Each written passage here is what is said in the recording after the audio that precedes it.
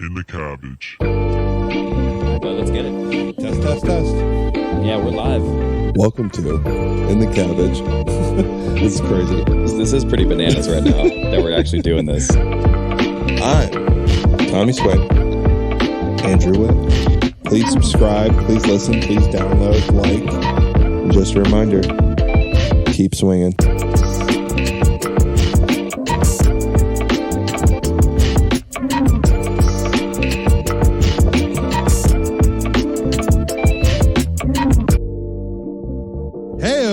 Welcome back to In the Cabbage. I'm your boy, Tommy Swain. To my right, or your left, Andrew Witt. Heyo, what's up?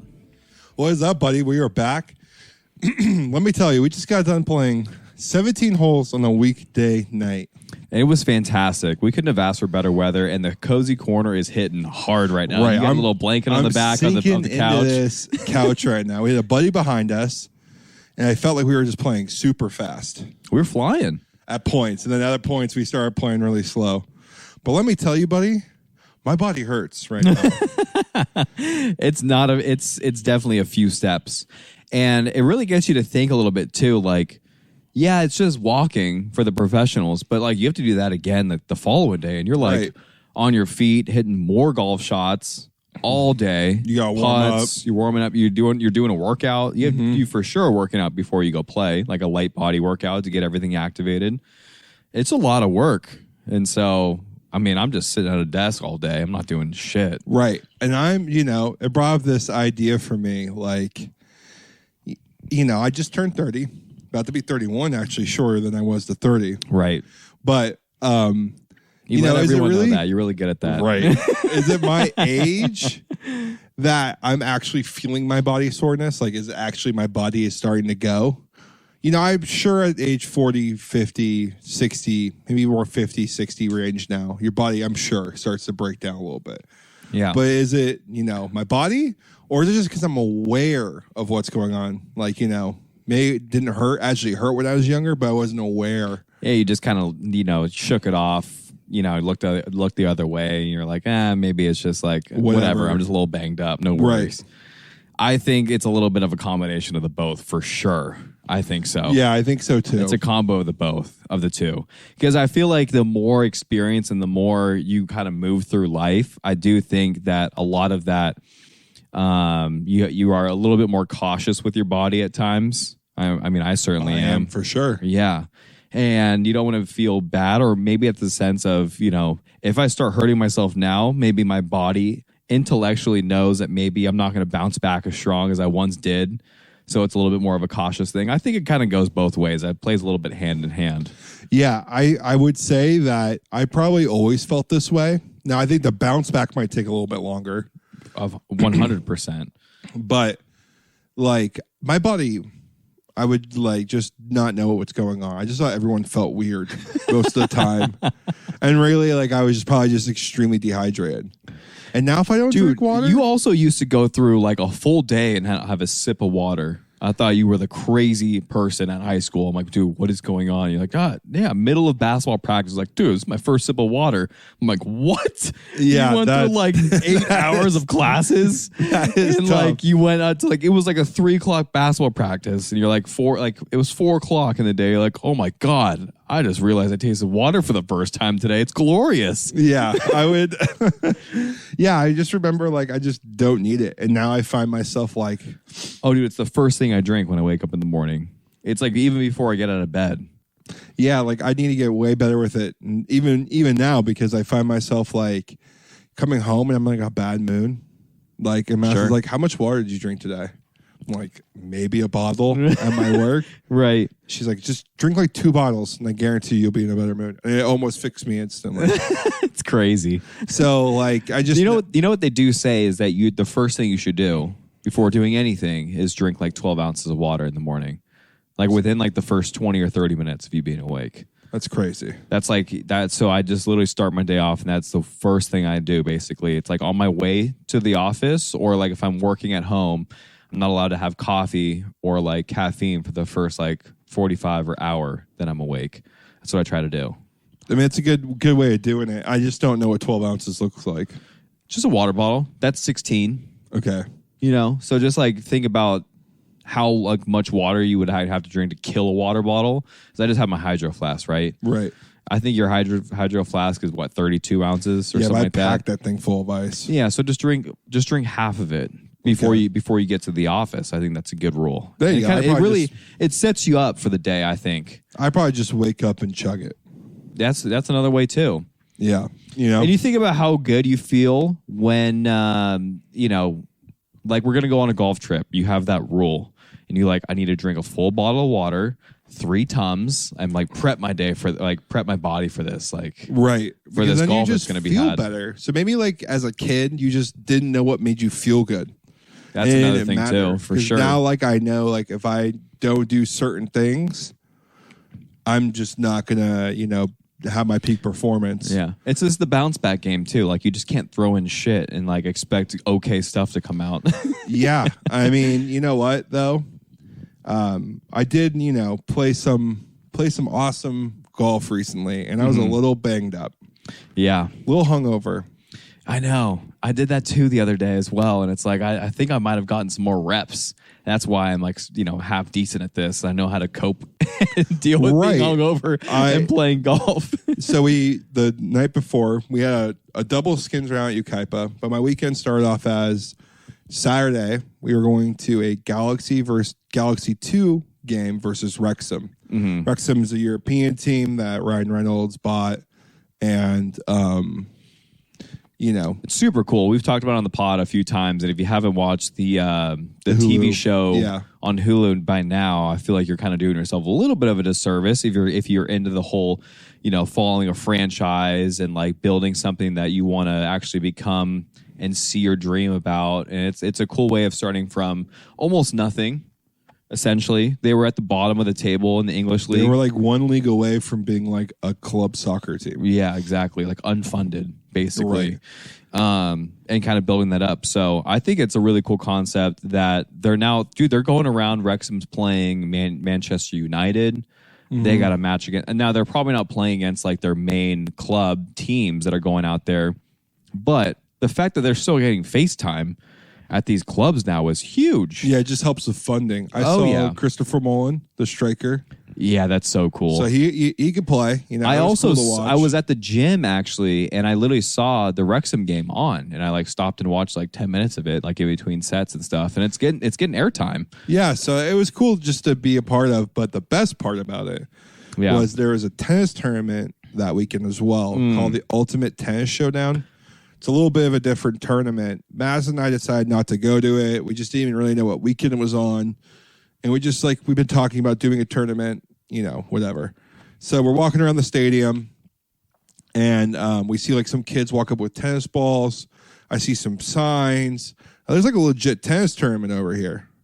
And I start getting excited because I'm starting to put two together here. Well, we're also, I mean, if, you know, off the air, I feel like we've talked about this way more, you and I, but would love to get more into the whole tennis. Right. Excuse me, the whole tennis situation and tournaments and all that. It's also because of Breakpoint. Got super into tennis because of that. Always been into it, but it certainly piqued the interest of going and seeking out some of these events. So you just to see these athletes in person. Because you watch it on TV. When you really watch some tennis matches go, like I'm talking some prime time tennis. Oh yeah, like you just don't understand how they're moving. Sure. Same thing like with like skateboarders for me or hockey players. I just don't understand how they're doing it. Right. And I just want to see it in person. You know, just want to see what somebody cooking looks like. It's definitely another thing, like seeing it actually in person. And also if you're seeing it almost courtside, which I'm sure you actually had some pretty decent seats because it's not a very big tournament. Yeah, so we ended up like Matt. I'm telling Matt, I think this is a tournament that we were talking about. Yeah, she's like, no, it's in LA. I'm like, we're in Dominguez Hills. This is LA. We're close. This is Carson. Right. We're North Long Beach. Like, she's like, okay, whatever. We walk up. I look up, and it's Taylor Fritz on the court. Oh, baby. With some Barney. And Madison's like, who is that? I'm like, that's Taylor Fritz. She's like, no way. So Madison's now like a little into on it. 12 out of 10. She loves tennis. Okay. So this is like her thing. Loves it. Perfect. Right. So now me and her are just like more locked into the tennis tournament than we are the soccer game. Is it close? Was it close to you? It's in the same arena as the StubHub. Oh my God! So you just like struck gold essentially. So we walked to the soccer game, watched a half, watched back, walk tennis. Oh my God! Perfect. You're just that is the ultimate. It kind of reminds me. It's almost like a sports bookie. You're kind of just like bouncing back and forth between. And then there was no like checking tickets for getting into the tennis tournament. Oh my God! Great. So you just walk between both. And so cool. Unreal seats. Like, I mean, we stood up on the second row, and they're like maybe 15, 20 rows up. Wow. You could have moved down to like row 5. That's pretty crazy. Like that's problem. Really, really cool. And especially if you're seeing those kind of athletes. And you did mention that it was Francis Tiafo that was there as well. And what was the other guy? Monfils from France was also there. And the rules of the game are a little different. Everything's a point. Okay. Like volleyball. Okay. So even lets and whatever. Oh, all of it. Even lets you just play on? Everything. Everything's a point. If you miss, like if you miss a serve, that's other a point. Other person serve. Really? So like volleyball rules. Oh, how interesting. Right. And it's like single points. So 1-1, 2-2, 3-3. And they're into quarters. So they break it down to like 2 quarters. Okay. And then they also have like bonus points. They like, this is a bonus point round, and it's like worth 3 points. Is that just maybe every like 10-ish points? I don't know, probably. I couldn't catch it. Your boy was a little sauced walking this event. And also you're not like, you're not sitting down and like... I'm really nitpicking. Right. You're not watching. Not trying to figure it out. You're not watching for 45 minutes. You just want to see a couple cool shots. Right. So we ended up, and it's a smaller court too. So a lot more like chop shots. Yeah. Like rallies around the net shots a lot of the time. Interesting.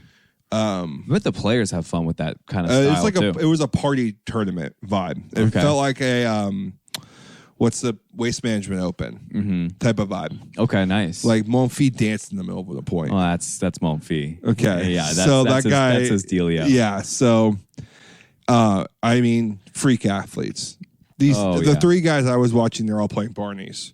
Sure. And you could tell they're just not even bringing their A stuff. It's like B. C+. And they're just wiping them. And it's just like they're just doing like fun chip shots. Every once in a while they get into a point. You can hear them grunt. But I mean, they are rocketing the ball at each other. And you're just like, there's no way they're getting to this ball. And somehow when you're watching this man hit it, he's already like 1 step into the read. So crazy. Right. I'm like, I don't know where he's hitting it based on like, I know he's smashing it, but like where? Body angles and like, where he's facing. And I'm like, there's no way he gets in this. So then they're 1 step and it's like a lunge and they like swipe at it, like backhand. Mm-hmm. And somehow it's like over on the other side. And it's always like that cut shot that gets him back into the play. Yeah. And they're right back in the middle of it. And just the serve, ridiculous. You're not even really sure what's going on. You're also just hitting it like if this court is smaller, maybe they're not hitting it quite as hard. But on the full size court, those dudes hit at 130. Right. And 125. I just really want to go see like a real tennis tournament to see like what it's like when they turn it up a bit more. Sure. But I think it would be electric to go and watch a finals match. Like a legitimate finals match. I'm sure you're just like really hyped about it. And I mean, I don't know about you, but I watched all of the Wimbledon tournament. Yeah, I watched a good amount of it. I ended up, I was going to watch the finals, had it recorded, ready to go. Madison knew the score. I didn't. Got home. Oh, no. And I just like went to click on a sports app to see it's the worst score of like another game. I already know where this is going. And somehow the tennis thing was like I was looking at it recently and it was up. And so I saw the score. Devastating. And so I just didn't even want to watch. Oh my gosh. So I knew I can't, like we said, the final was, I luckily did not have anything. It's so why is it so difficult to like not see what's going on currently? Like, I just want to pretend that like didn't happen. I want to know nothing about it because I have it recorded too, and I was successful with it. But I feel like roughly like it's about half, maybe 60, 70% of the time, I find out what happened in the game. And not only is it like I find out, I'll find out during the match when I get bored and I want to look at my phone. Yeah, I literally locked my phone. I was really good about it that day. Also, it was helped because we had the men's club championship. Right. So I was like, the phone's away, basically. Right. So I got home and I ruined that for myself. But like even like seeing a ticker, seeing like any sort of sports update, you turn on TV, Sports Center's on, and like maybe a ticker is like, you know, you see the score, you're like, God damn it, like that just ruined my or someone whole you thing. hear somebody say something. Sure. And also my brain, even if I don't see the actual score, Right. I will see like I'll pick up 2 bits of information and I'll know who won. Yeah. And it'll drive me crazy. I'll like look, I'll see the game's over, 5th set, and my eye will like immediately check. And if I know it's like, you know, one first letter, I know who it is. Mm-hmm. And so it's such a whatever. It's such a bummer when that happens. But I guess I did get lucky and was not able to see any of the scores, any spoilers like that. But I don't know if there's a sport that's more riveting than an actually like very, very intense tennis match. Oh, yeah. When people are like into it, Screaming and chanting, and they're going absolutely nuts, and then it gets super still right before the point. And it's like this tense feeling that like comes and washes over the players. Right. There's like gasps. Yeah. Like when things are happening. Oh, yeah. Like it's very strange viewing experience. It's a cool atmosphere, and I love how they're able to capture all of the sound. And like, I thought that was one of the best matches I've ever seen, apart from the Skinner and Alcaraz match that we watched last year together at Wimbledon. I think that's what got us back into tennis. Oh yeah, big time. Because we were just hanging out on your new couch, and that thing was on. Yeah. And we were like, oh, we're not going to hang out this late. And then this thing got thrown on, and we were like, oh, Dude, we finished that thing up, and I think it was like 1:30 in the morning. Right. Like, we were locked in. Yeah, it was the U.S. Open. You know what it was, dude? I actually watched it the night before, and I said, I'll watch it again with you. It's that good of a match. Oh, that's right. Yeah, and we ended up just powered through the whole damn thing. And the craziest thing is that they were playing this match even later than we were up. It was like 2 a.m. over there when they were playing this match. And they're like on hour 4 or going on hour 5 into these matches. Dudes are just playing all over the place. So I guess the whole point of the thing is that the Carlos Alcaraz and Djokovic match was so entertaining because there's so many little mind games. There's so much momentum. You know, you like get a couple reads, you start anticipating their shots because you're basically doing the same thing every single point, but everyone has tendencies. You can kind of pick up on that. So it's a game within a game, I feel like, for tennis, and it's really entertaining to watch that unfold. I agree, like, completely. It's just a great sport. It also, I always imagine myself being a tennis player and like winning one of those big matches. And going home and like the sleep you must get. Yeah, dude. I'm sure it's just like immediately in the top 10 every single time. Like you gotta be feeling great.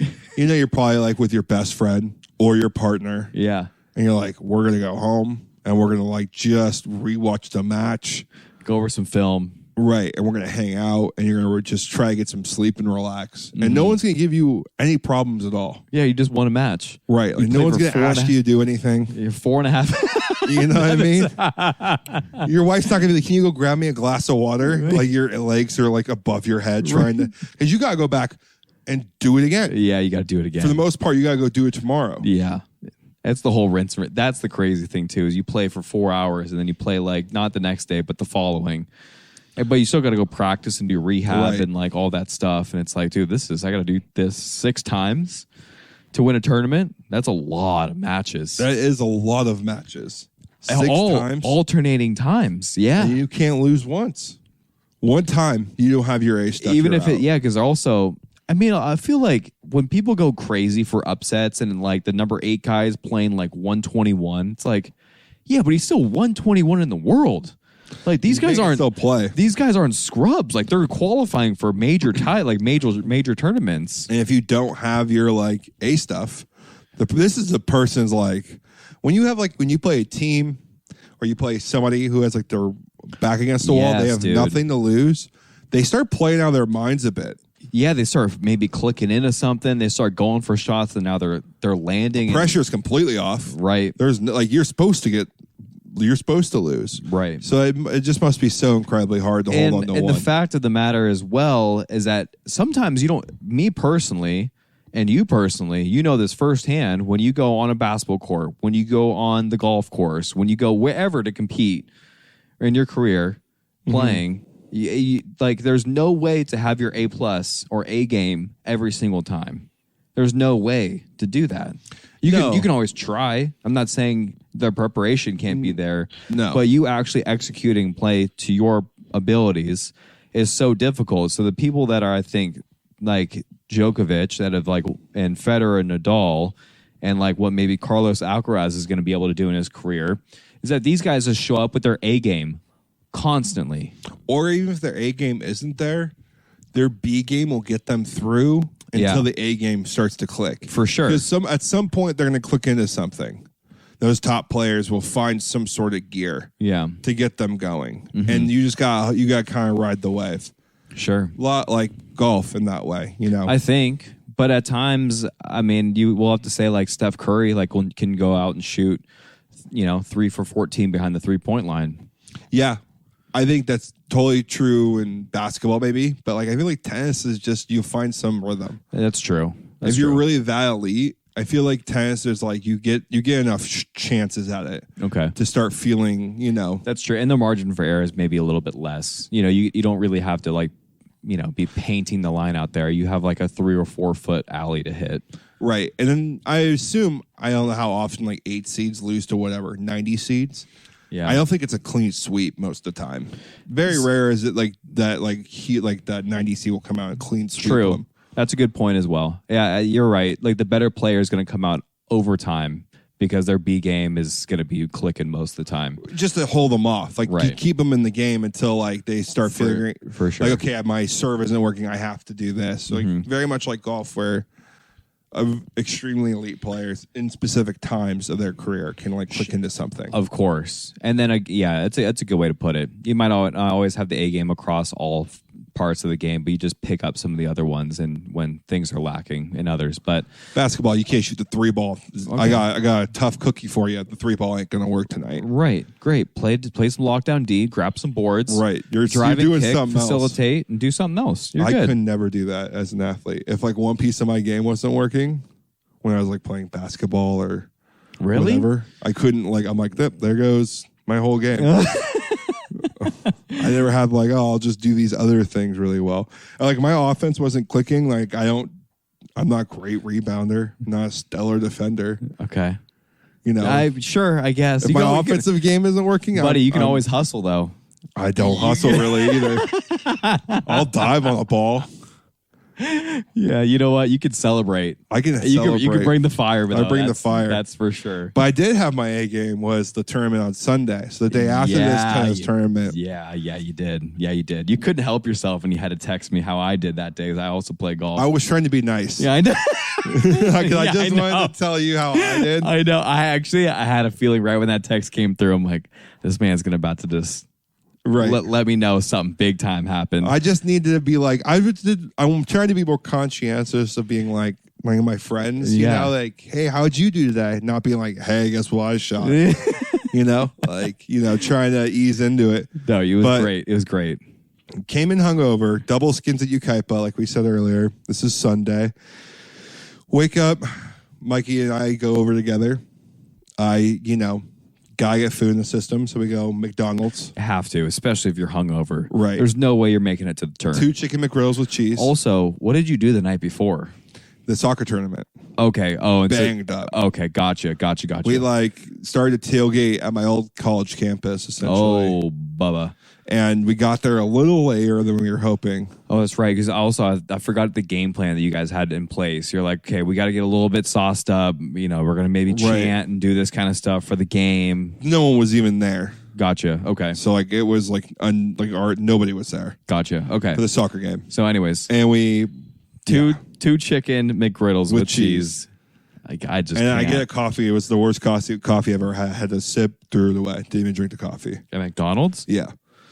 The McDonald's coffee is a bad choice. I got a caramel macchiato. It was essentially it was 2% milk with a shot of espresso on top. That was it. Wait, It was a tough choice. Was it called a caramel macchiato? Iced caramel macchiato. It was a tough Yo. choice. It was a tough choice. It was a tough choice. I can't believe McDonald's even actually makes. I think Mike like even that. said "oof" when I ordered that. And I got the thing, and it was just milk with like a half shot of espresso on top. And Mikey and I look at each other. I'm like, I'll just get more coffee in the clubhouse. Like, I'll dump half of this out and just pour coffee in it. Yeah, it's a great call. And I just forgot in the car. Whatever. But I came off a good round of 80, 81, and 82. Great rounds, dude, at Mile Square for the club championship. 2 career lows. If you shot 82, then 81. But did I shoot an 80? No, that was me. Okay. Yeah, I went 80, right. 81. That's right. And I shot 82 and you went 81. You beat me. All right. It's tough. I don't know. Ukaipa isn't that crazy difficult of a course. I would say it's like you have more opportunities to lose a golf ball there than you do Mile Square. Okay, gotcha. Like you can miss right and go OB into houses. There is a lot of water. There's some water there. Also, it's a course that you have notoriously struggled with a little bit, though, in the past. At times where I'm just not having my game, it just seems to really eat me up. And it can eat you up over there because some of the lies aren't great on out of bounds. Sure. You're heading to the El Pollo Loco parking lot. It gets tough out there. But I knew that if I kept with my strategy, which is I warmed up the same way. Couple drills, putting tee, just putting. Chicken McGriddles, just on right point. back to system. And if I could keep the ball in play, I felt like I could do something special. Right. And then going back to the pre-shot routine. Right. And the pre-shot routine, which is the biggest part of my golf game. Dude, it's I would say almost all of it, dude. It like literally sets you up. Right. It sets you it literally gets you tapped in to hit a golf shot. And it's crazy because you are joking around, hanging out, and then I see you do the routine and it's fucking game time. You can see it. It's a noticeable difference, and it kind of switches your mental a little bit. Which I need. Yeah, I mean everyone needs that. Everyone does. It's funny because people don't believe me. I'm like, what have you been doing differently? I'm like, a couple drills in my warm up, and I've done my pre-shot routine. I can almost promise you it's the pre-shot routine. Yeah, I'm sure the drills are helping me contact it a bit better. A little bit, but there's something about this pre-shot routine that's got me in a flow state. Yeah. For sure. And sure. And it just locks me in. But anyways, the long and the short of it is I shot a 78. Yeah, dude, that's unbelievable. And a little butthurt that I wasn't there. But I'm just, at this point, glad that you did it because you've been hovering around that 80 mark. And we even actually said it on the podcast last week, if I'm not mistaken. And you used to panic and freak out. If you were 1 over through 7. Oh, for sure. You were done. You guaranteed the next 6 holes you were going 10 over. Yeah. It just chalked. What the mental wasn't there. I blew up. And I think you were just putting yourself in enough positions over time and being this is who I am. This is how I play golf. And it's not a shock to me anymore when I shoot a 38 on the front. Right. That can happen. Right. And it did. Yeah. So I shot the best night of my life, 38. Mm-hmm.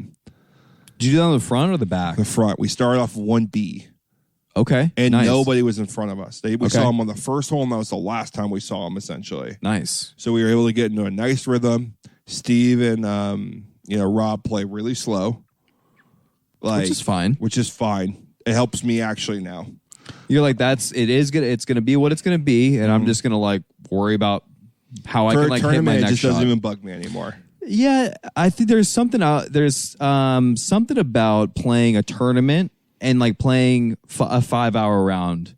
Well, I have no problem doing that. I enjoy it. If it runs too fast, I feel like I'm not present for it. Yeah, and I'm having to rush, and I'm not thinking through everything that I need to think through. Yeah, I know it sounds ridiculous being out there for 5 hours. You're like, whoa, why am I out here? But by hole 11, you're I feel like I haven't even started.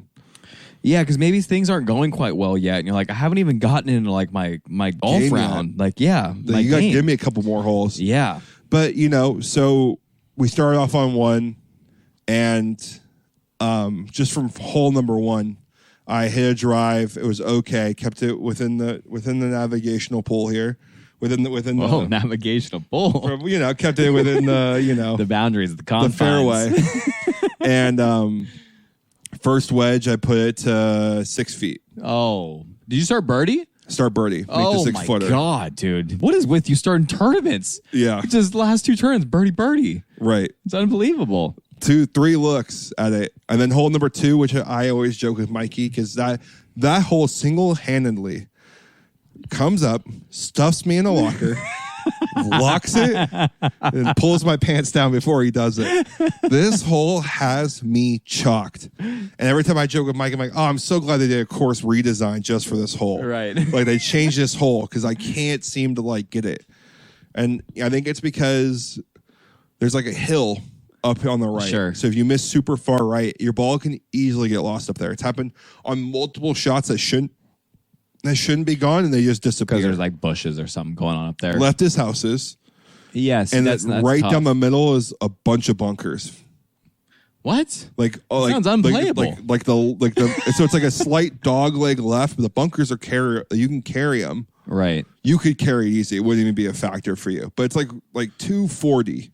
Okay. So it's like just far enough. For me to and be also, like, I would be nervous because I'm worried about missing it left. Houses and just losing a golf ball up in the hill. And you go up in that hill and you find your golf ball, and then there's 2 really tight bunkers on the green as well. So yeah, that's tough. For a par 5. What's the handicap on that hole? It's got to be like, I think it's like 5 or 6. Yeah. To me, it's easily number 1. Okay. It's one of the hardest holes I've ever played. Really? Yeah. I mean, it makes sense. Even the layup shot, you're like, okay, leave myself to whatever. So that's why I did. I just didn't even try to go for it. Yeah. Sometimes I'll debate. I'm like, ooh, 205 hybrid bunker. Like these bunkers at Ukaipa might as well just be like hitting off of concrete. Yeah. It's just like, so tough. you're in those bunkers. It's like actually like devastating. Right. So you just avoid those at all costs.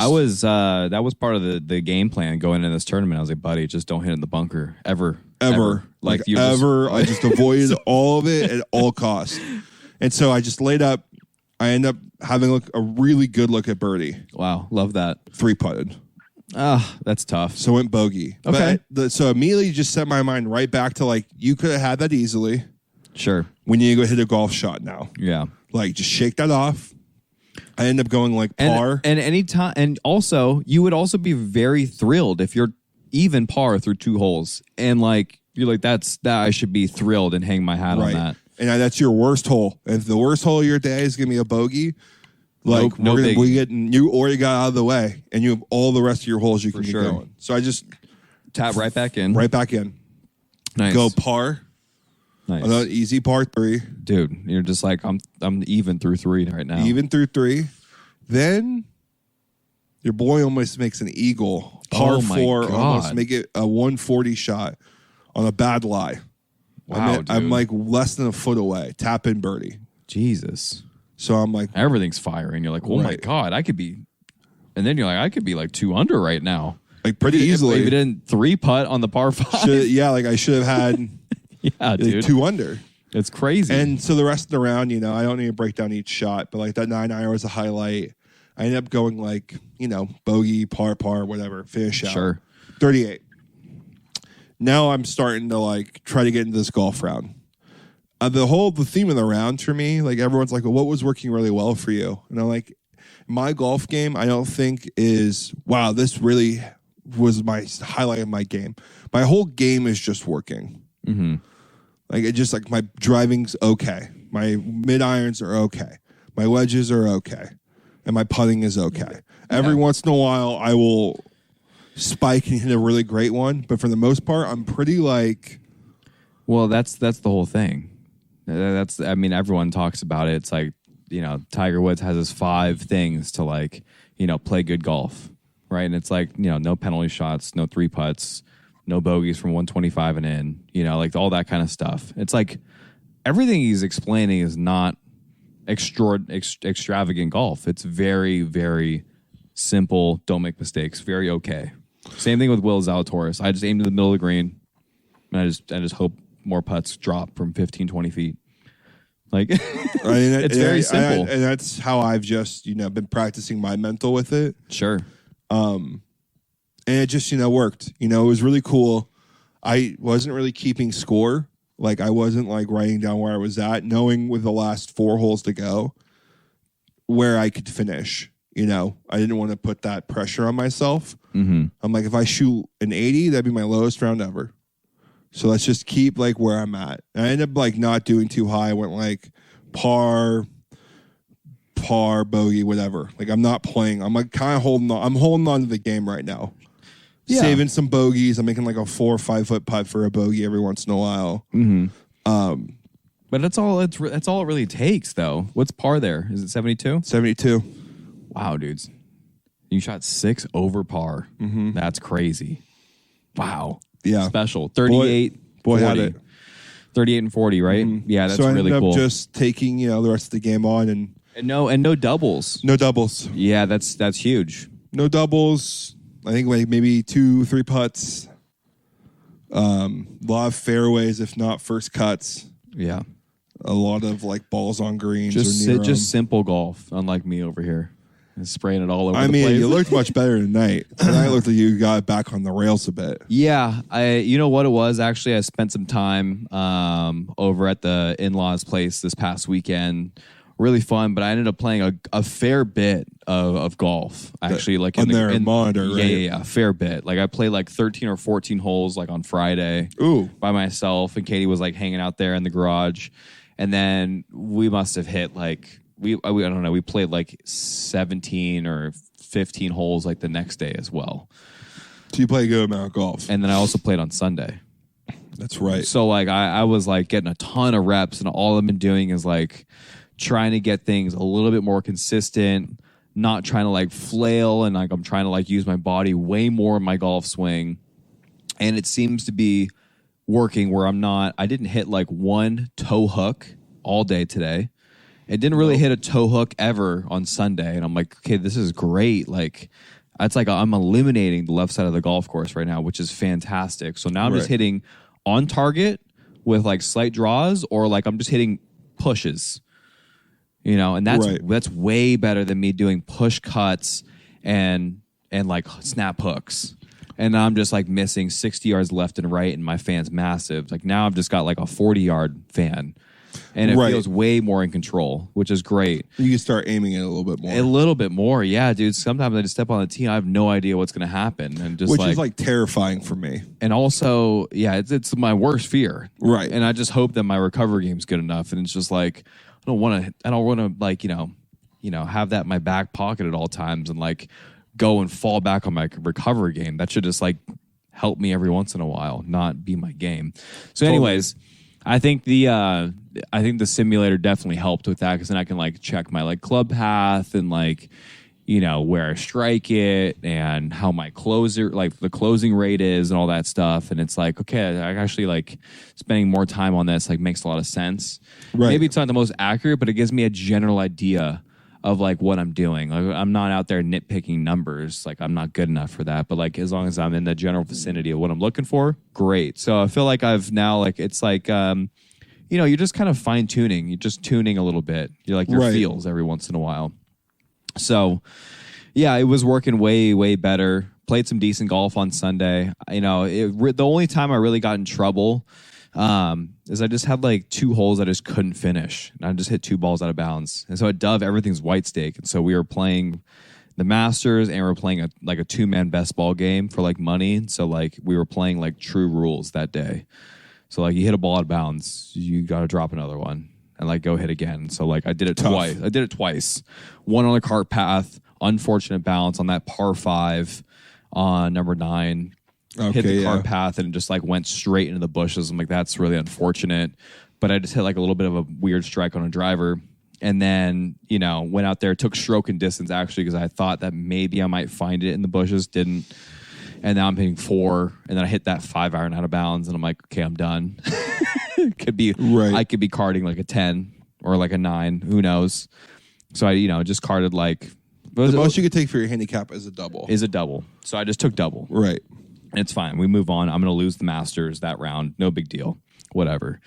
I just didn't want to lose like a 3rd golf ball. So I'll drop in the 100 yards out and just play and just, get a couple reps in. Fun. Right, exactly. Did it again on 18. Took 5-iron off the tee. And 18's that closing kind of tight. I'm like, I'm just going to hit 5-iron, keep the hybrid and the driver in the bag. Just get me out there 200, 210 yards. We'll have like 145 in and hit 2 5-irons out of bounds off the tee. That's really and tough. It's like, okay, that's brutal. And also, but like, again, in my defense, maybe I was getting tired, lapse of concentration. Hungover. Dude, I was brutally hungover, dude. Yeah, I was like called out of that round. I was like, dude, it's hot over in Dove Canyon. Like, dude, it's like 95, right. Like brutally. And you're full of pork. Dude, full of pork. Yeah, we'll get to that in one sec after the wrap of the golf round, but ended up shooting with those double bogeys, 81, which is fantastic on that course. That's awesome. I get if you want to card it in as an 81, it was probably more of like an 86, 87, but like whatever. I felt like the majority of the day I had a lot of pars, a couple birdies, drove the ball great. Short game was really working. It was nice. Felt like I was on fire. I felt like I was in really good control, and I feel like our golf games are in a really good spot. So, which is nice. Right in time for my club championship in my other place. Love that, dude. Yeah, love that. Now you got to unfortunately play off like a 9 handicap, probably. I'm an 11 right now. Woo, dude, we're almost down to single digits for you. I mean, that's was the all goal. Time. I think I said 10 or 11. Getting it down this year would be where I would be. I think you said 12 end of the year of this summer. Yeah. Would be unbelievable because I think you started at 16. What's great is that we have it all recorded on the podcast now. So right. If we want to go listen back to In the Cabbage. Right. And figure out where we were at with it. I think you were around like at a 16, 17-ish because at the club championship last year, you were like at a 19. Yeah. And so starting this year, we're at that 15, 16 range. And you said if I can get it down to 12 at the end of the summer, that you'd be really happy about it. And you're approaching single digits. I put one more of those rounds together. I'm going to be like, I think my last round was like 86, 92, like. And then you're like rattling off low 80s. Low 80s and a 78. And a 78. Yeah. I mean, you're right there at like a 10. I'm basically. like 2 more good rounds to being like a 10 or a 9. Yeah. Which and you is also, way too low. I also thought you said that your main goal would be like get to single digits in like 2 years. Right. At the beginning of this. So clearly we're onto something, and like a lot of it is mental, but there's certainly something to be said about doing a couple of drills, simple drills every once in a while too. That's helped you out with a couple of fields. I mean, striking not even that bit. much. Like I went to the driving range once time. Once. And I think it's a lot of it is just all mental, like that pre-shot routine. Okay, right. We can start jerking that thing off. Love it. But it truly is goated. It's so true. More golf here for you though would be the Open just happened as well. And to be honest, I watched a lot of Thursday and Friday, dabbled on Saturday, and when I saw, I can't remember the guy's name who won. Brian Harmon.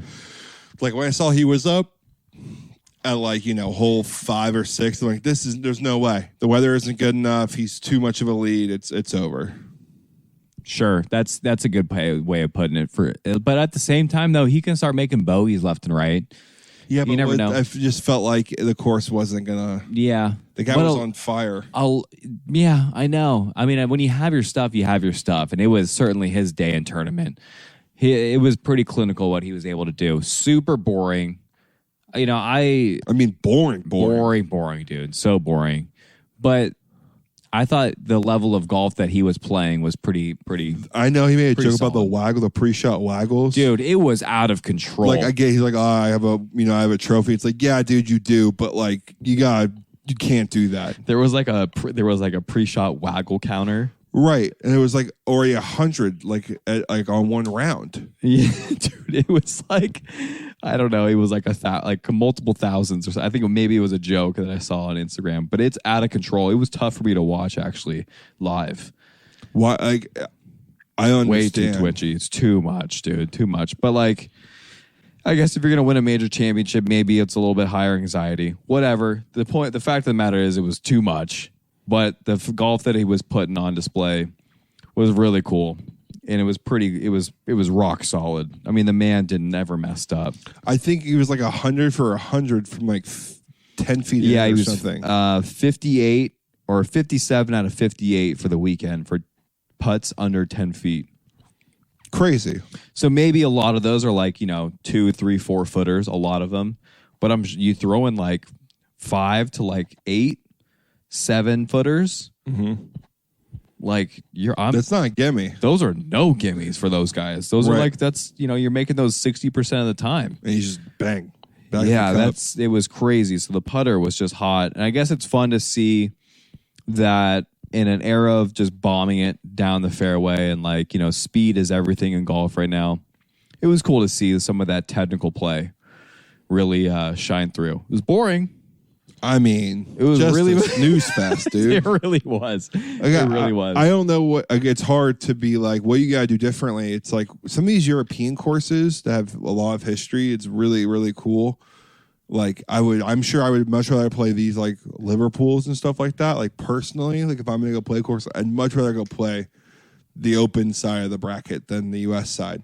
But the U.S. side has at least like some cool courses to look at on television. Yeah, that's exactly it. It is the live or the link style courses don't film well on TV. They don't show very well. It just looks so bleh on TV. It's just like all gray. Yeah. Or not gray, but it's all like It's all brownish. brown. Yeah, it's kind of burnt out. Or it's just super gloomy. There's no mountains. Just like an ocean in the faint background, but it's not like present. Right, and it's just like the golf is boring. Yeah, because you have It to was play tough. safe. You have to play safe. It was just tough. Like, don't get me wrong, St. Andrews, perfect. Like, perfect course for it. Like, that's the only one I can really think of on the open that I really get jazzed for. Sure, that's a good point. It is fun. I guess it's fun every once in a while with the style of golf, but I don't know. I guess maybe you got to really bank on like the golf being more exciting. The golf needs to be better, Or it needs to be tighter. Or the fans need to be better too. I thought the Yeah, fans weren't that great. It was also just raining all weekend too, Right. as well. So like the fact that people were out there in like ponchos and stuff and like 20-mile-an-hour winds, like good for them. Right. Like, and don't get me wrong, the U.S. crowd was awful this year.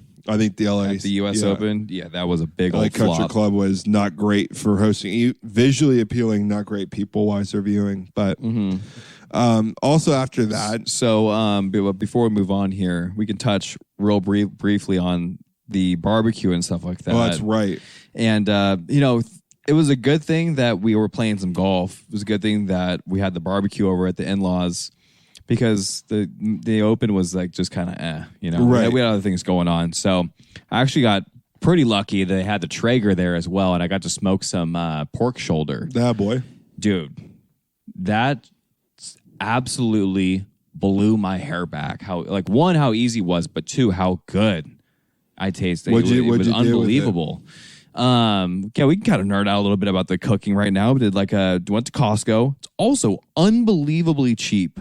Unbelievably pork cheap. butt. $3 a pound. So I got Right. 10 pounds of pulled pork. And that could feed 20 people. Easy. Right. Easy. I mean, I ate 6 sandwiches over the course of the next 4 days. Like we had that many leftovers. And then Right. Katie had a couple, and we also fed her parents, and then left the leftovers for them to keep and eat the next day. Like we could feed 20, 25 Crazy. people with that, and it's $30. But basically just did like a quick little mustard binder, watched a couple of YouTube videos. I had no idea what I was doing. Just did a simple salt, pepper, garlic powder, onion powder, paprika, light brown sugar. That was kind of it, basically. You know what's cool about pulled pork is it's the easiest smoking meat you can do. So they say Yeah. a lot of times, like when you're starting on your adventure of smoking, not saying it's like you should try something harder, but like it's actually It's like, very forgiving, right? Right. Like you can basically throw whatever you want on it and it's going to taste good. Right. And it did. Like, it was so easy. Prep the meat the night before, took maybe 10 minutes because it was already all trimmed up and everything. Like, just slapped it on a cooking tray, slathered it in butter or the mustard. And seasonings, threw it back in the fridge. And then I just woke up at 7 a.m., threw it on the Traeger, stick the little meat thermometer in, turn it on, set it, and it's connected to my phone now. So I go back to bed for another 3-4 hours, and then wake up and it's already at 165 internal, after the super smoke is done basically.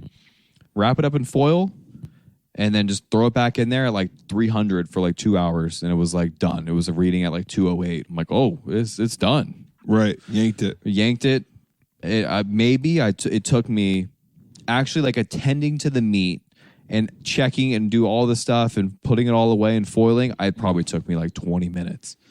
30 minutes. That's what's the great thing about that trigger. I know people, like people in the smoke world shit on it. It's like, oh, it's not real smoking. Whatever. Like, I mean, for us that are not going to dedicate, you need to dedicate like 2 to 3 years of your life to really understanding smoking. Yes.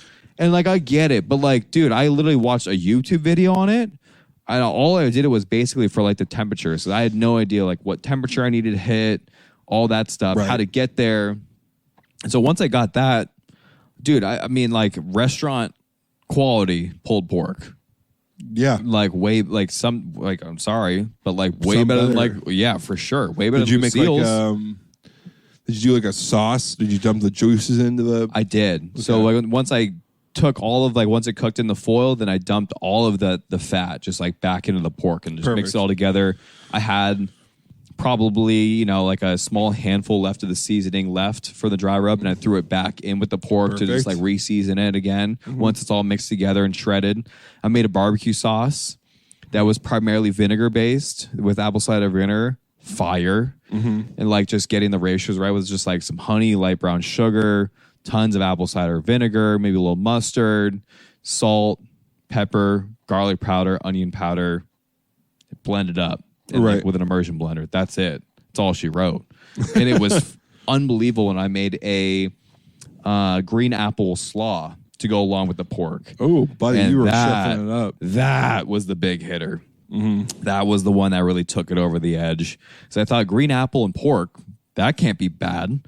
I mean, it's a great call by you. So I did a green apple, like it's more vinegar based slaw. I'm not really into the whole creamy coleslaw on a pulled pork sandwich. That's not me, but maybe some people do like that. But I still put a little bit of like, mayo and then apple cider vinegar and all that kind of stuff that goes along with it. But the green apple was pretty special in there. So I think easily one of the best meals I've ever made. I mean, it was just like I was worried because I've never done anything I've never made coleslaw. I've never made you got people coming over hanging out. Right, exactly. I got to feed like 10 other people, so I'm like kind of worried that this is going to be the main star of the show here. Granted, we did have some hot dogs. Okay, thank God, I was a little security blanket there, but main star of the show is the pulled pork and slaw. Exactly. So when it turned out that great. And invested in some brioche buns, actually. That really makes it too. Oh, yeah, some good buns for it. Good brioche buns. We didn't skimp on that. The barbecue sauce, dude, it was pretty all time. Then we had a great pasta salad, great fruit bowl, another salad. I mean, then we had s'mores. Like we were just balling out. You guys everyone. Sounds like a good time. It was unfortunately great. Had to miss it. Yeah, but you got to watch some tennis and soccer, so that ain't too bad either. Yeah, and shoot a career low. Which was, a nice little weekend. Break 80. So what's I think that was one of the best things that I've made in a while. But what about you? What's the what's been going on with me in the cooking realm? Yeah, what is one of the better things you made recently? Recently not too much. Groceries are just so tight around the house. Like when I usually like to make a meal, I have to go and do extra grocery shopping on top of it. Sure. Just haven't been home very often to be able to do it. This actually might be the first weekend where Madison and I kind of like chill out a little bit. Pump the brakes. Yeah. I've been saying that to Katie too. I'm like, we gotta chill out. Like we leave 2 weeks from now for Nick's wedding, and like I might need to recharge the batteries a little bit here. Yeah. Which unfortunately there's no sports to recharge the batteries with, so I'm gonna be watching nothing. Yeah, but, that's tough. You can garden a little bit. That's what I'm gonna do. Garden a little bit, hang out, probably just play some video games. But some things I've made like this year or a little bit of the end of last year. Sure. Oh yeah, one of the favorite things that you made recently. The turkeys I did. Oh my God, dude. The turkey was unbelievable. I even came over and like I didn't eat Thanksgiving with you guys, but I came over afterwards. I think I was maybe coming from the in-laws, another family's place, whatever. That turkey was a total game changer. My dad doesn't even make turkey that way, like the same. It doesn't even. He's not even going to do a classic turkey anymore. He did the spatchcock turkey with me, dude. Unreal. Oh my God. Makes turkey 1,000 times better. Holy shit. I mean, like, turkey is borderline inedible sometimes when it gets served to you at a Thanksgiving dinner. Yeah. I did like a honey, let's call it bourbon, for lack of better remembering. I'm going to get like a honey bourbon glaze. Yeah. And all I did was just, you know how easy it is to glaze something? Like how well you can glaze something when it's flat? I'm sure it's so much easier. So I was able to like yank it out of this. Like I have a shitty little, like it's a fun little oven and gets the job done. Right. Not a great oven. If I had like a really nice oven with like actual distance, this turkey would have turned out insanely way good. better. Way better. Because you can also maybe even do like what is it called? Convection oven. Right. I can really crisp that thing up. Yeah, dude. Because a scrin, so that turkey was great. I really enjoyed that. Yeah, that one was insane. And then you did a simple one too, because you did 2 turkeys. Mm-hmm. What was the other simple one? Because I love that one. That one was I was just a classic butter herbed. I mean, that shit was unbelievable. Both were salt brined overnight. Yeah. Dry salt brined, which is the way to go. Just because it just dries everything out. Yeah. So did that, and then seasoned them the next morning, and just threw them in the oven. I mean, the worst part about it is just cutting the backbone out. It takes 10 minutes. If you buy, which they recommend, which I wish I would have done, was buying gardening shears. Yeah. And using that. I didn't do that. I used my knife and or I used my scissors. Scissors wouldn't get through it, so I just cracked a bone and then just went down the back like that, which wasn't great, but it got the job done. Sure. I mean, you're not spatchcocking chickens and turkeys every weekend. No, but I'd probably go buy some, next time you do it, gardening shears. Then you have them. So, the turkey, beef bourguignon, which I made a couple times. Yeah, dude, that was an all-time hitter. I've watched a video on that as well after you showed me, and I actually got to try it. Yeah, it's like the ultimate umami bomb for like French cooking, right? Yeah, it's just like warm. I mean, like with like a chive, sour cream, mashed potato. Oh, I would love to do. That's a total, winter comfort dish. Just hanging out, like when it's cold outside. Maybe it's raining on Sunday. Right, you just have that in the oven all day. Oh, just watch football and come back and hang out. It's a good time. Then Sunday night football turns on and you're just stuffed. It's red wine, rosemary, and beef. And you're like, that's the stuff you can really right. And I have all that stuff to make it now for my garden. Nice. Oh, super cool. So I've got to do that again. But yeah, and then I just love, I think I'm going to make shrimp scampi this weekend. Okay, nice. But I'm not going to do it with linguine. I've never been a shrimp scampi kind of guy, but I would love to see what you'd come up with and if you like it. Yeah, and also like lemon is really popular right now. Very, very popular. Like lemon bars, lemon strawberry cakes. I've been watching some people, which I guess is a thing in Italy, make lemon pesto. Have you seen this recently? I have, yes. So I think I might make some lemon pesto. I've also seen a lemon chimichurri. Right, and that's probably just got slapped too. Oh, I'm sure, dude. You put that on like a little fish, chicken, or something like that. Oh my god, that would hit. Yeah, so that's been the extent of my cooking. But yeah, man, really cool. It's always a good time. I love chefing it up. But yeah, so another little thing we got something to look forward to is the Ryder Cup, the actual Ryder Cup. It's going to be in Rome this year. Is it? Yeah. Oh, that's going to be interesting. And if you're talking about like USA 2 years ago, wiped the floor with Europe. It was not even close. I bought a shirt. Like it was the biggest blowout in like Ryder Cup history. It was embarrassing. Which I stopped watching actually. Yeah, which sucks. But at the same time, I just love the Ryder Cup. So it was fun to see the team kind of bond. This year will not be that. I don't think US has ever beat Europe in European soil. Interesting. I didn't know that. If someone fact check me if that's the case, but I'm pretty sure that's true. And the Europeans are playing some good golf right now. Yeah, they are. They got some solid players, and they always, their game doesn't quite always translate over to the U.S. soil that much. I will have to say that ours maybe transfers as definitely better, but certainly they have the upper hand playing in those kinds of and they always set up the course to what the Europeans are great at. So you can expect a lot of like weirdly tight flags that are up short, really tight fairways, really punishing like wayward shots because they're just Europeans are just gonna keep it within the fairway. Sure. If you had to bring 12 guys to the Ryder Cup for the U.S., who would you bring? Oh my God! Right now? Yeah, we can rattle off together. Okay, well, you got to bring Scotty. Spieth. Yeah, you got to take Jordan Spieth. Morikawa. You got to take Morikawa. You got to take Xander. Brooks. Yeah, you got to play. You got to pick Brooks, and then Homa. Yeah, points wise, he's in. Yeah, he's in. He's in. I wouldn't mind Tony Finau. Okay. As like a maybe like a 10th or 11th guy right now. What was that, 7? Yikes. I think I have a picture of it. Harmon has to be a part of it now because he won. So 8. I just watched a report on this because of foreplay. Danny Rappaport did his his report basically. I'm trying to Fowler 9. There we go. Thank you, Fowler. That's a good one to put in there. I'm struggling without like a list in front of me.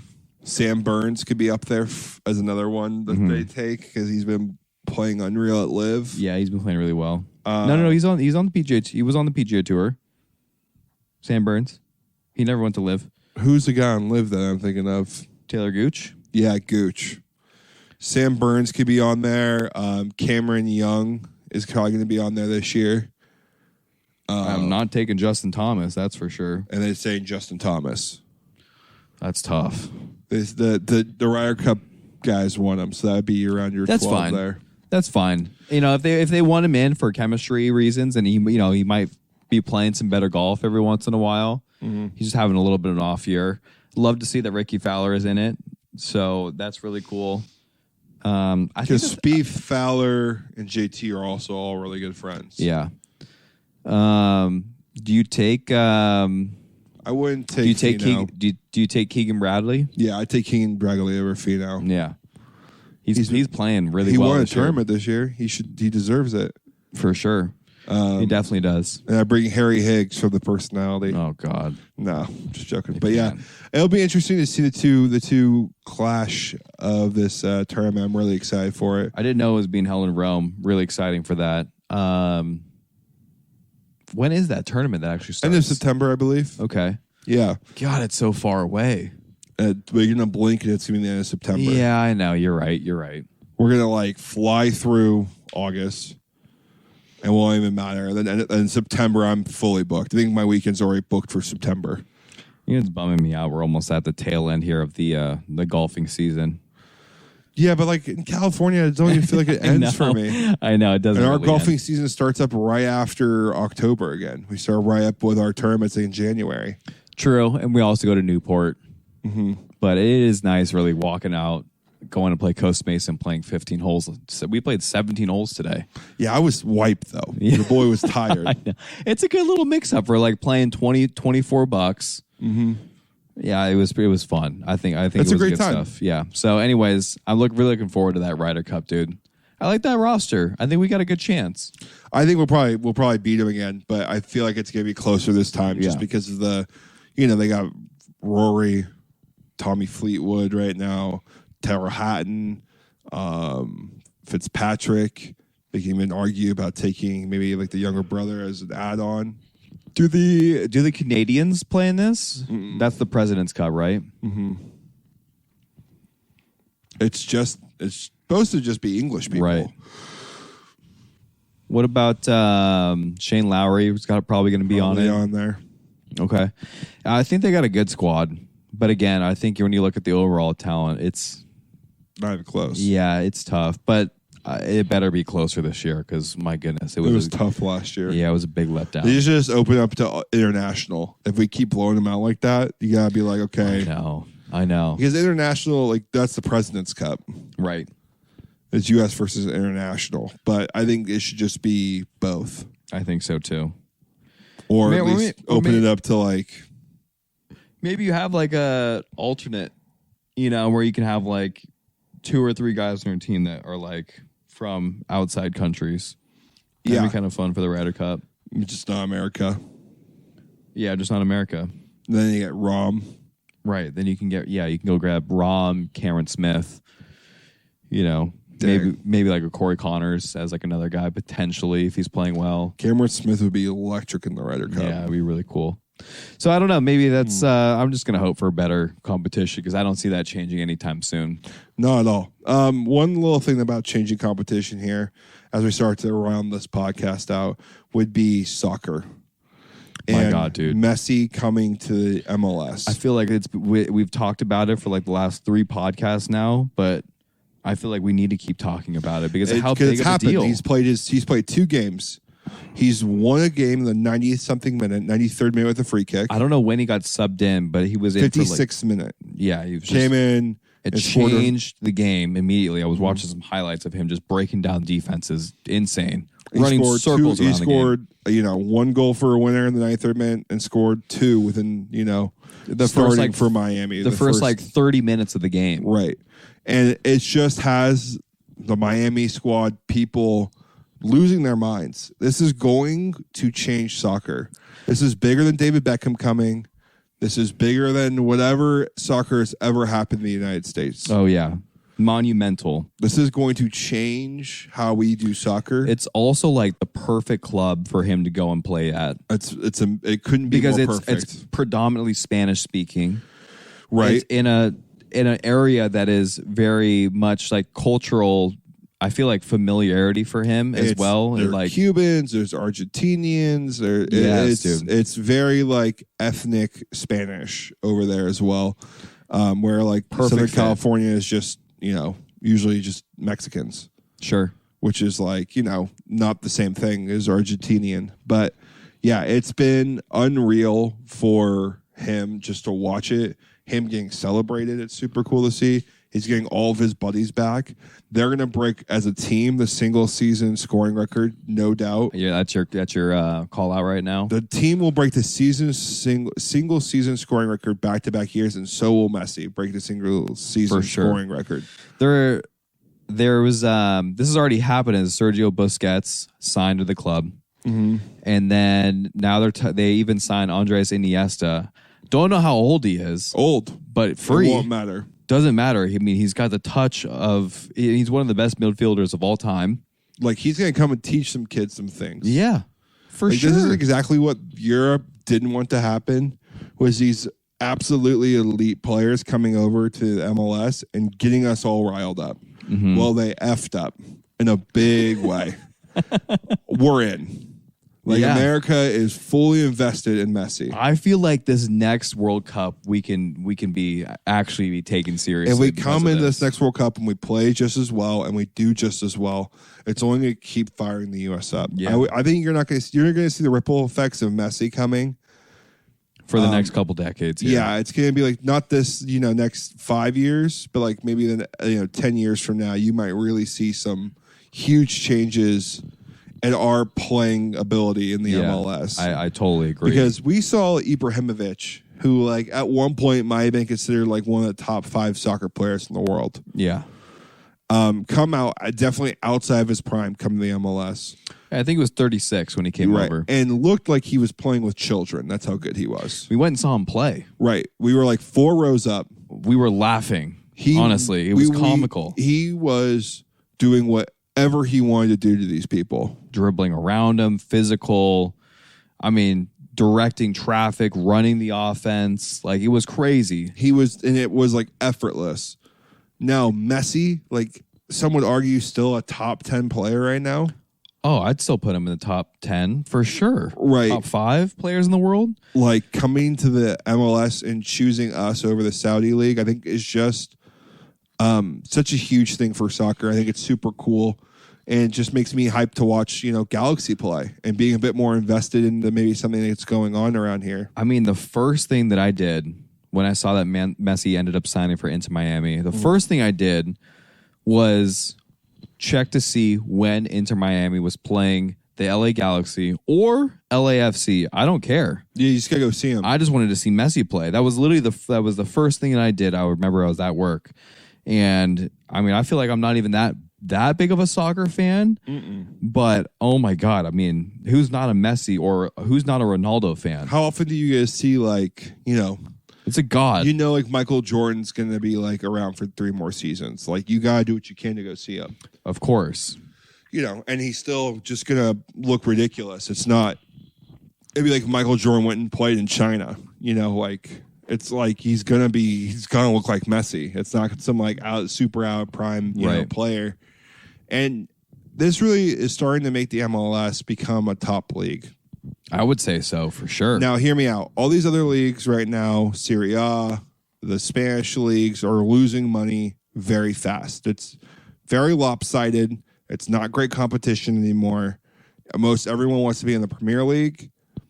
And that's opening the doors up for the MLS. Why? Because, like, one, MLS can always get funding. Sports teams out here, if they have something going on and it's interesting, they will always get funding. Mm-hmm. We have a TV show about soccer right now. We do? Ted Lasso. Okay, I was like, wait, I thought it was like a documentary or something like that. Wrexham. Okay, yeah. That's I thought you were talking actually about. Gotcha. Like we had like soccer, like the World Cup was big. Messi's here now. Like we're only like FIFA's been playing in every college household around the country. I mean, it's starting to become something very big for us, and the United States, the MLS, don't need many great players to change this thing into something where players are like, you know what, I can go live in Florida and pay like no money and like basically get my U.S. citizenship and get paid pretty well if these things start kicking up. Like people are gonna start choosing the United States. Sure. Because it just makes more sense than going to playing for like some shitty team in Spain where you're not really sure if you're getting paid or not. If you're not going to play in the Premier League, where are you going to go other than like if you can't make a top league in Germany, if you can't be in the top 2, top 3 clubs in Germany, if you can't be in the top 3 clubs in Spain or France, I mean, where else are you going to look? I would say like it's either Premier League or maybe potentially if you're on the later stages of your career, you could look at the MLS then.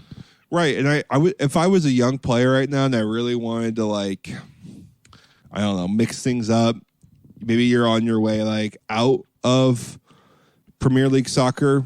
You're not like out of your prime, but you kind of got phased out. You're like a 27-year-old striker, 28-year-old striker. You just don't have it anymore or something. Right. That elite level, shake it up and come to the MLS. Sure. Like you're going to get paid millions of dollars and you're going to be able to live in the United States for a bit and you're going to get praised. You're going to just crap on some kids out here. Yeah. Like not even like in a fun way. You're going to destroy them. And we will eventually learn how to pick it up. And, we celebrate our athletes out here. For sure. I mean, a lot of benefits. I mean, I feel like athletes definitely get celebrated all over the place. But that being said, I don't think that's a bad pitch. If you're like kind of on the tail end, just come over here. Just come on. You don't need to be rocking the bench, right? On like a third club team. Go over here and play for Portland, and just be like celebrated. Right. Go nuts. Come the Galaxy, which I think the Galaxy are real screwed right now. Yeah, they need to step it up. They've got. There's no way they can because now back in the day, like Galaxy would be the premier destination because like LA were the only soccer team. LAFC came in with more funding, more glamorous in downtown LA. Like they're just going to get all the European prospects. So they either need to become like the Orange County Galaxy or San Diego. You got to just move away. You got to do something other than LA because you're just going to lose everyone to LAFC, or you need to like step it up. Like you got to like get better coaching, or because Chicharito still was one of our best players. He just tore his like knee. And it's like he's not even like good really anymore. No, he was. For the last 2 or 3 seasons, I haven't heard of anything from him. Yeah, I was gonna say I don't. Even when he came to the MLS, he was almost irrelevant. He was good for a couple. Wasn't he on Man U for a little while? Yeah, he was for on like Man 2 years. U. Maybe it's not Chicharito. Maybe I'm thinking of somebody else. No, you are. He has been playing on the Galaxy. Okay. Yeah. Yeah. He just went silent. Just gone zero dart. I don't know how old he is now. I think he's 34, 35. Okay. So I don't think it was him fizzling out and like losing his stuff. He just kind of, he's just getting old. Yeah. I mean, also you're kind of old when you're 31, 32 years old and on the pitch. I mean, yeah, you lose a step, body hurts. Yeah. You know what I mean? Or you're just more aware. I don't know. Or you just, pick it up for yourself. Awesome, buddy. Well, we're gonna run through our, top 3 here, or I guess our 3 worst parts. No, we're gonna. No. You got it. You had it the first time. 3 silver linings here, baby. Oh my God, I'm losing it. 3 silver linings. No, you're here. good. We're gonna do 3 silver linings of slow golf play. Love that. Find the good and the bad here. I'm gonna let you lead this off, buddy. Okay, that sounds good, dude. I feel like maybe our lists are gonna be pretty similar to this. Oh yeah, but I feel like if this is we're talking non-competition play here, right? Sure. Just like a very casual Saturday round. Yeah. Okay. Because I feel like if we're playing a little slow and it's competition, that's not that big of a deal like we were talking about earlier. So just kind of casual round. In the 3 slot for me, it's just, you got to have the supplies for it. And I'm expecting us that we do because we're playing a very casual round. It's going to be playing slow on the weekend. But that's just enjoying like some beverages and and food at the turn. Totally. Like I don't have to feel stressed about getting onto the 10th tee.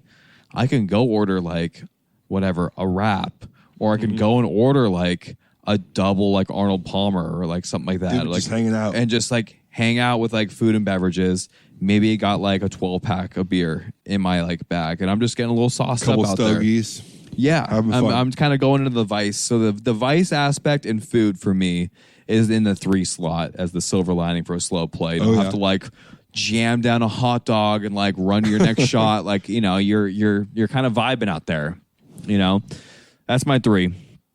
And then number 2, I think this happens more to me when I'm playing a little bit slower, and because it makes it feel more of like a park experience at times. And so I do find myself looking at more trees and the scenery, and so just kind of soaking in the golf course a little bit more. Love that. So checking out more of the mountains. Oh, that's a cool tree. Oh, look at those bugs. Like just very small, simple things like that I wouldn't probably notice if we're playing a round in under 4 hours. Totally. In the 1 spot here, and I'm sure you're maybe gonna have this, maybe in the 1 too, but it's actually sometimes when you're playing golf, it could be because you got to do a lot of things at once. Yeah. And so conversations get like cut off.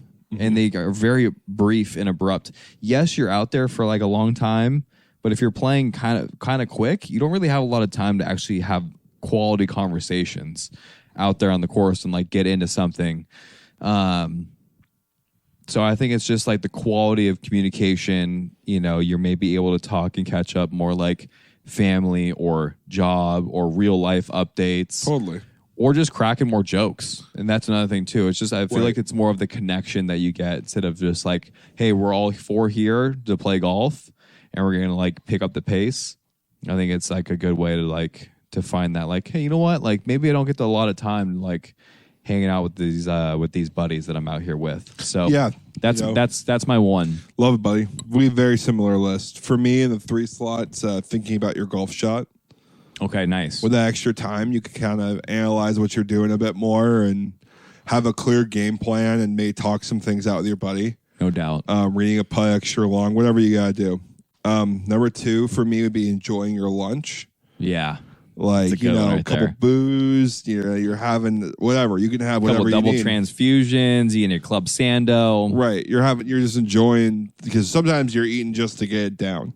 Yeah, you're like grabbing a Snickers and a Gatorade. Right. Like just to keep it going. And then number 1 for me was the same thing as yours, connecting with your friends. Yeah, for sure. Big old talk, switch cards, bullshit, pass a cigar around. No brainer. A whole 10, you're probably pretty buzzed. So at that point, who knows what the golf speed is? Who cares? And then you're just there hanging out and you're playing a game. So then, that's kind of what we're there to do in the first place, right? Oh, yeah, buddy. Hell of a podcast, bud. Another one in the books, baby. Another one. This one's going to be 25. I messed up last week. Yes, sir, it is. 23. Quarter of the way there to Hondo. Wow. That's crazy. 25, sir. Congrats. You got anything for the people? No, but let's wrap this thing up, baby. Love it. More good stuff coming your way. Like, comment, subscribe. And just a reminder, keep swinging.